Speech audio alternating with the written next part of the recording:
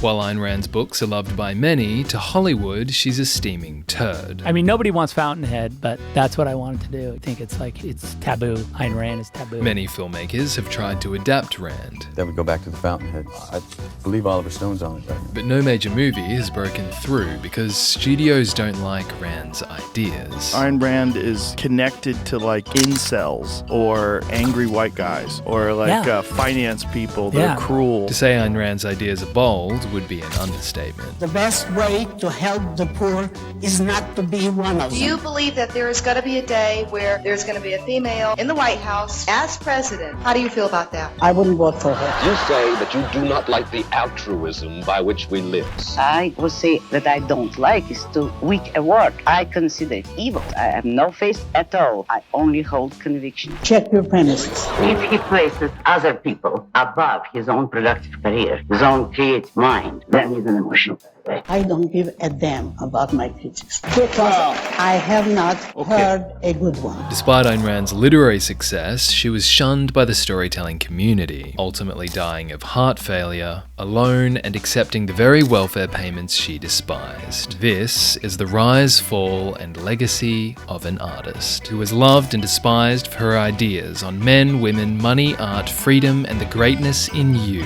She was the pocket rocket Edna Mode of capitalism, Ayn Rand.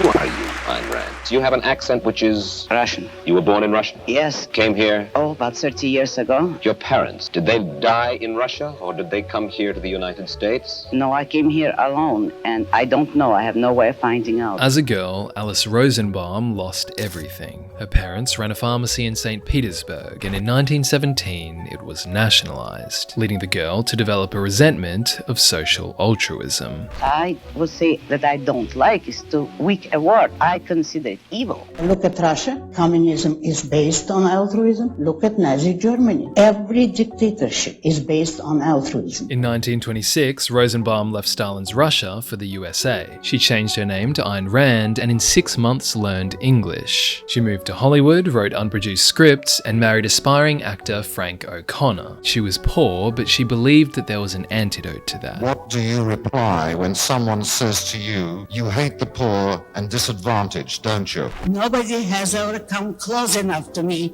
to say such a thing. I don't hate the poor. I just don't think that they're the best thing in life and that one should tailor everything for their convenience. And here I'd like to quote the Reverend Ike because he preaches not suffering and submission, but success. Reverend Ike's statement is as follows: the best way to help the poor is not to be one of them. In 1943, 20 years into being sodomized by studio rewrites, Rand published the book that changed her life. Ayn Rand wrote Fountainhead in direct response to being noted on a script. She had been studying this movie about skyscrapers. She kept submitting versions of the script and they kept noting her until it was unrecognizable. And then she was like, this is what happens to work. What's your name? Howard Rourke. The Fountainhead follows Howard Rourke, an architect who builds on a principle that a building has integrity just as a man. It must be true to its own idea, have its own form, and serve its own purpose. When the book was published, World War II paper rationing limited the number of copies, so it wasn't until 2 years later that it became a bestseller, sold movie rights to Warner Brothers for $50,000, and became beloved by most. Critics decried the story for its feminine subordination and passivity, being allegedly written out of hate, and Rand herself was labelled a traitor to her own sex. That's what feminists are doing. They're standing up and educating. No, they're asking for government power and government handouts. They go around depriving men of jobs because you have to have quota of so many women. But their point is that they have been denied jobs all these years, so let's get at it and start swinging for it. If they think they're victims, I don't. But let us say, assuming that women have been treated unfairly, you don't fight an evil by adopting it and practicing it. Like The Fountainhead, Rand's next book, Atlas Shrugged, had one goal. You see, my main interest and purpose, both in literature and in philosophy is to define and present the image of an ideal man, what man can be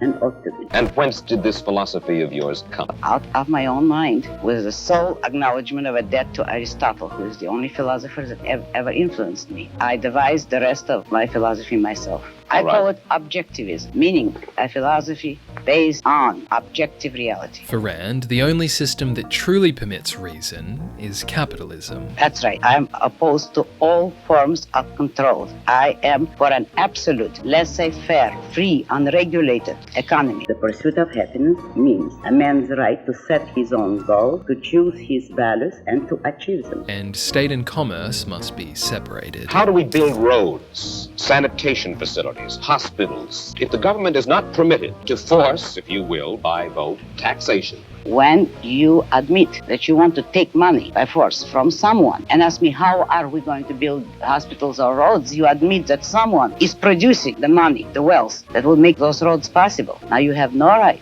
to tell the man who produced the wealth in what way you want him to spend it. If you need his money, you can obtain it only by his voluntary consent. You are asking, in a sense, for a dog-eat-dog society, and one of the main reasons for the growth of government controls was to fight the robber barons, to fight laissez-faire, in which the hard-headed industrialists perverted the use of their power. Is that not true? No, it isn't. This country was made not by robber barons, by industrialists who succeeded on sheer ability. In a free society, nobody can become a monopolist or a dictator. The system itself, the free market, will destroy you. The power you hold as an industrialist is not the power to use force. It's the power of producing something of value. And it's the people who literally control you, because every purchase is a vote in the favor of some businessmen and in a way against others. It's the public who decides what they want to buy and what they pass up. And the public, for Rand, is easily controlled when it has no self-esteem. Altruism and collectivism, they have to appeal to human weaknesses. And where there are not enough weaknesses, they have to manufacture them. You want to save capitalism. There is only one type of argument that you should adopt, the argument from self-esteem. Where self-esteem comes from you, not your demographic. I wouldn't vote for her.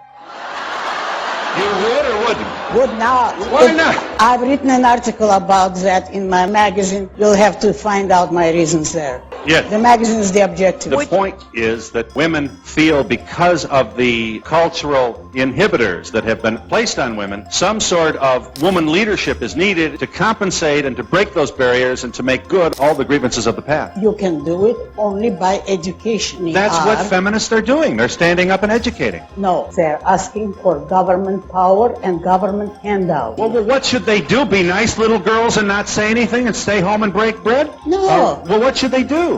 Go into any career of their choice except longshoreman or professional football player, as they're trying today, and fight for their career as every man has to fight. Would you fight for anything? How did I get here?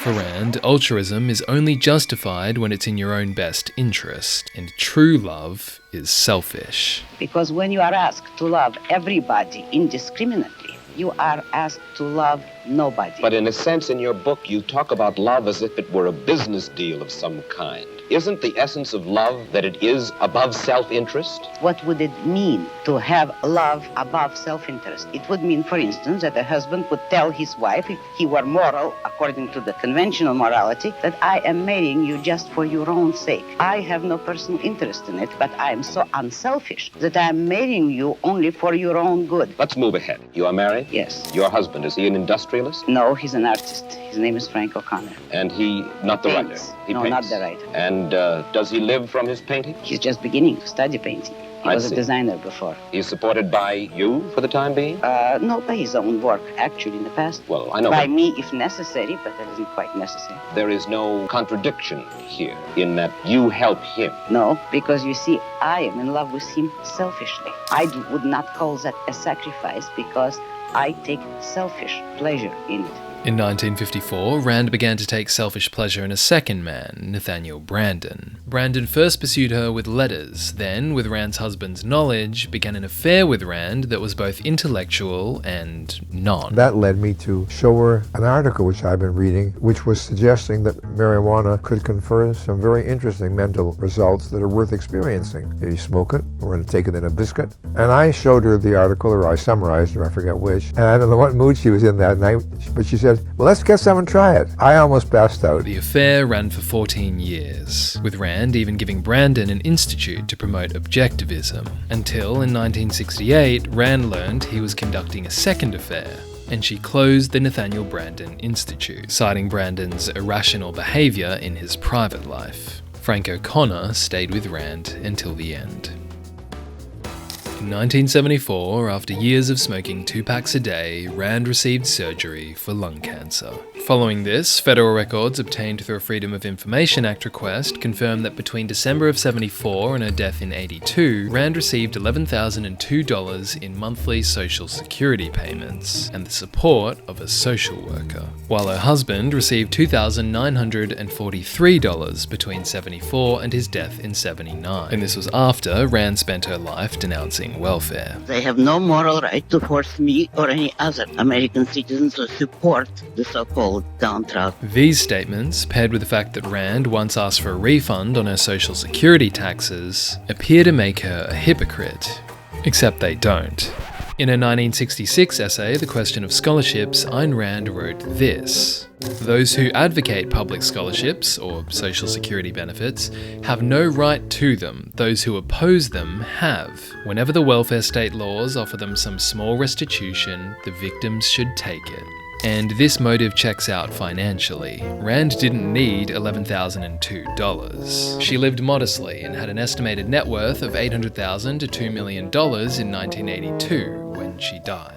So, like most things with Rand, the decision was about a principle. Those Americans who believe in support should do it voluntarily and privately, fine. Not through government, not through taxes, not through force. But in the end, despite her apparent callousness, there was a part of Rand that deeply loved to help people. You have literally liberated millions of people around the world by merely saying to them in your novels, you want to do it? Do it. That's exactly.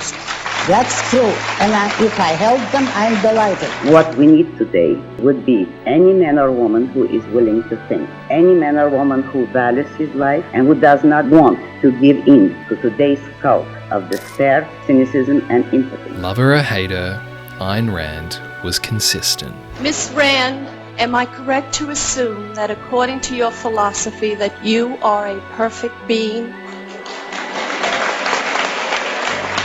I never judge myself that way. I judge myself in the following way. Have I absorbed and practiced all of the principles of behavior which I preach? Then I would say yes, resoundingly.